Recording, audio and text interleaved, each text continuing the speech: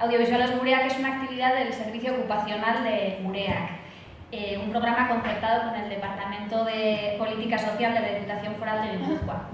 Es una colaboración que empezó hace más de 30 años y hoy en día disfrutan de este servicio nada menos que 860 personas, no en audiovisuales, sino en otras diferentes actividades.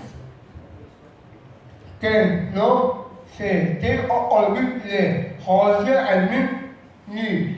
No se me olvida José Aizmendi, que nos abre las puertas de su restaurante todas las semanas para grabar, ni Danone, que si no hubiera sido porque Danone apostó por nuestra idea, no habríamos dado el salto a la televisión.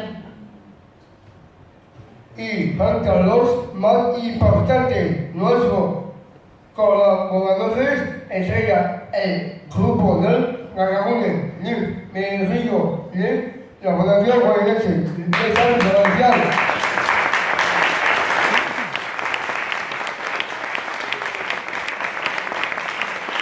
Efectivamente, el grupo del Garagune de Berillo, de la Fundación Goyeneche, ha participado en este proyecto desde sus inicios.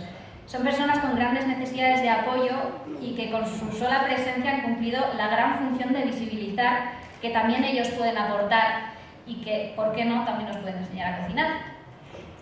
Bueno, es una coincidencia que casualmente hoy, el día que se nos entrega este premio, se emite el último programa en Teledonosti. Pero bueno, esperemos que este no sea el colofón final, sino un empujoncito para seguir con más fuerzas trabajando por la integración de las personas con discapacidad en la sociedad. Muchas gracias.